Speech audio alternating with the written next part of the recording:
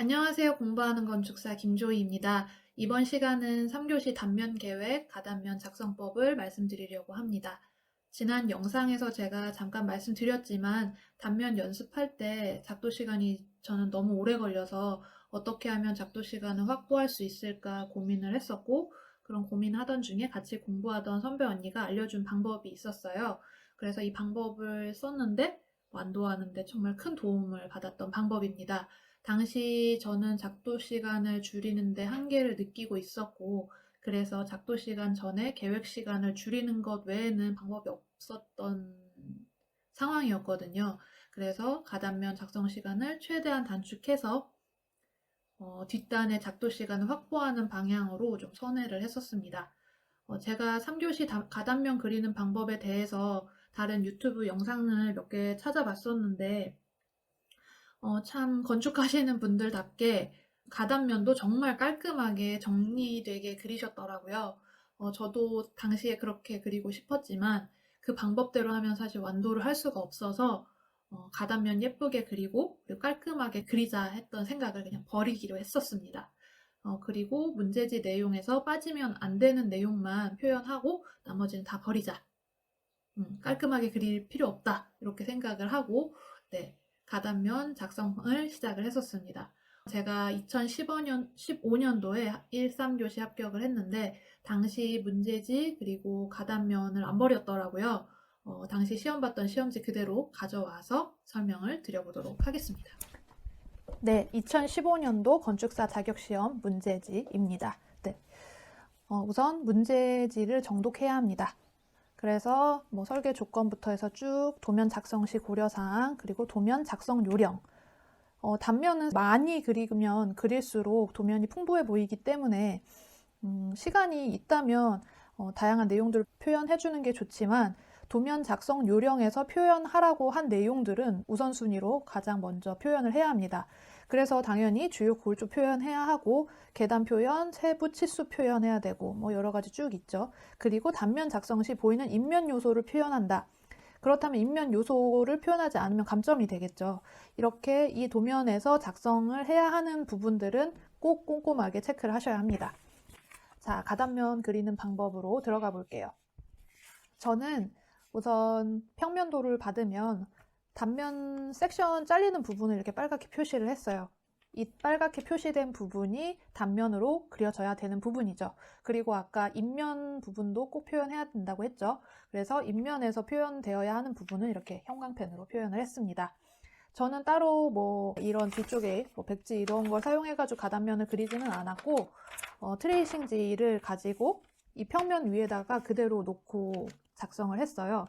그래서 여기 보시면 X1, 2, 3, 4 있고, 그 다음 6000, 6000, 9000 이렇게 해가지고 이 충렬을 쭉 표현을 해주고, 그 다음에 이제 이거를 떼놓고, 각각의 층마다의 레벨들을 그려나가기 시작했죠. 그래서 지하 1층 최하단층부터 이 슬라브 레벨을 기준으로 해서 작성을 했습니다. 그래서 여기 SL 3700 그리고 이제 이쪽 부분은 5개 테라스는 SL-4000이라고 돼 있죠. 그러면 이 지하 1층 레벨보다 낮게 표현이 되어야 될 거고 GL 3100이니까 네, 여기 마이너스 4000보다 높을 거고 이런 식으로 하나하나 지상 1층 부분은 이제 이 우측 부분은 GL600 그렇지만 슬라브 레벨은 플러스 마이너스 0 그리고 이쪽 부분은 2100 해서 전체를 다 이 슬라브 레벨에 맞추고 그 다음에 지붕의 레벨에 맞춰서 골조 라인을 간단하게 그려줍니다. 그려주고 나서 그 다음에는 이제 각각의 그러면 층고가 나오겠죠. 층고를 이렇게 표현을 해주고 이 부분은 이 앞에서 얘기한 것처럼 각 레벨 층고, 그죠? 층고 여기 써주라고 돼 있죠. 이게 다 표현이 되어야 하니까 이거는 슬라브 레벨들을 기준으로 해서 직접 층고를 계산하는 방법밖에 없어요. 그래서 이 부분을 가단면에 이렇게 계산해서 표현을 해줘야겠죠. 네, 그 다음으로는 이제 반자 높이를 표현을 해줬어요. 그 문제지에서 각각의 실의 반자는 얼만큼으로 해라 라는 내용들이 있잖아요. 그래서 여기 이 내용 같은 경우도 보시면 노래 연습장, 세미나실은 각각 반자 높이가 정해져 있기 때문에 그 각각의 실이 위치한 부분에 이렇게 반자 높이를 표현을 해줬습니다. 그리고 이제 이 평면도에 있는 내용을 다 여기에 담고 그 다음에 다시 문제지로 돌아와서 이 문제지에 있는 수치들을 가단면에 옮겨주는 거죠. 그래서 쭉 내려오면 이제 온통 기초 600, 그러면 기초는 600 두께로 표현을 해줘야 된다. 그리고 동결선은 GL에서 1000, 그러면 이 지하 1층 부분에 5개 테라스 있는 부분의 GL이 마이너스 3100이었으니까 거기에서 마이너스 1000 된 이 선이 동결선이 되겠죠. 동결선은 표현 꼭 해줘야 되죠. 그래야지 그 기초보다는 동결선이 위로 가게 작성을 할 수 있으니까. 쭉 내려가서 뭐 각각의 두께가 있고 지하층 옹벽 두께 해서 이제 옹벽 300 그려줬고, 그리고 단열재 두께도 보면은 지붕 200이라고 돼 있어서 지붕 부분에 저는 이제 200, 200 이렇게 표현을 해줬고, 그 다음 계단에서는 2m마다 계단 참 최소 너비 1200, 그러면 그리고 이제 너비 1200 해서 이렇게 표현을 해줬었고, 쭉 뭐 이런 내용들을 여기 이제 다 적었어요. 그리고 중요한 건 계단을 또 잘 표현을 해야 하잖아요, 단면에서는.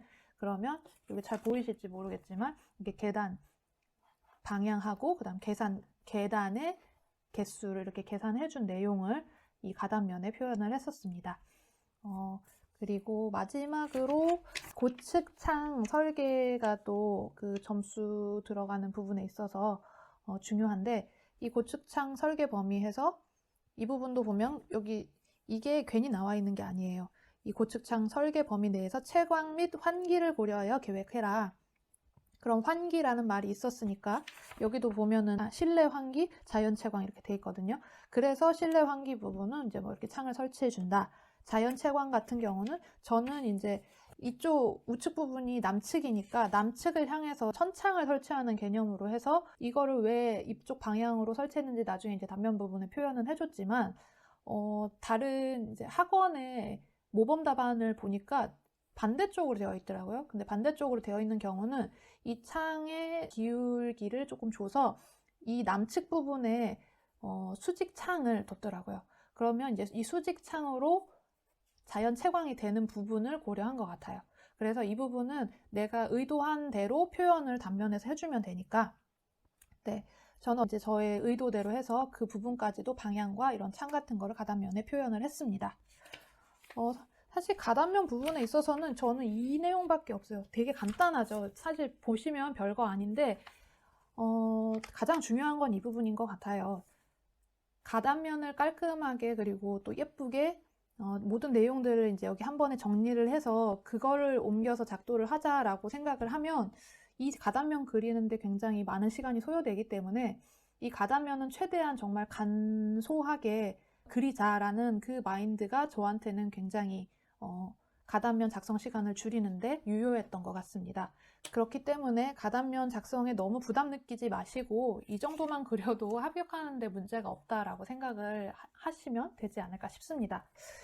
두 번째로 이건 시험 때 했던 거라 제가 계획했던 대로 이 가단면의 표현이 다 안 되어 있기도 하거든요. 그래서 단면 부분, 가단면 또 그려놓은 게 하나가 남아있더라고요. 이거는 이 평면만 있고 문제지는 없는데 이 내용을 한번 보여드릴게요. 이것도 보면은 이제 뭐 단면 선 그려놨고, 이거는 인면은 그리라는 말이 없었는지 모르겠는데, 네, 인면은 그 형광펜으로 표현을 해놓지 않았지만 여기서 보시면 얘도 이렇게 라인만 이렇게 그려놓고, 그리고 얘는 이렇게 뭐 기둥도 뭐 그려놨던 것 같아요. 그리고 여기가 야외 부분인데 야외 부분에 슬라브 다운되는 부분도 그려놨었고, 그 다음 이질 재료 뭐 동판 이음, 그리고 고측 창도 이렇게 기울기도 표현해 놓고 경량 철골, 뭐 그래도 나름대로 아마 문제지에 들어간 내용들을 다 표현을 한 것 같아요.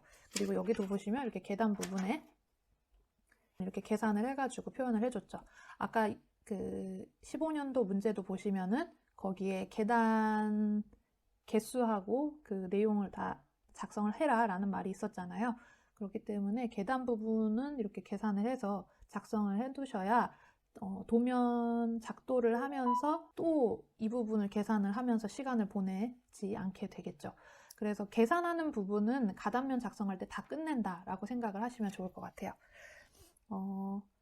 이거 한번 보시고, 그리고 이제 뭐 이거는 제가 이 가단면을 토대로 작성을 했던 단면입니다. 그렇게 잘 그리지는 않았죠? 네. 좀 보여드리기가 부끄럽기는 한데, 이 가단면 정도로 해도 이 정도로 도면 작성은 할 수 있어요. 네, 그렇기 때문에 이 가단면 내용이 단촐하다고 해서 뭔가 작도하는데 큰 문제가 있을 거라고 생각하지는 않으셔도 될 것 같아요. 네. 가단면 작성 방법은 여기까지 하도록 하겠습니다. 네, 들어주셔서 감사합니다. 안녕.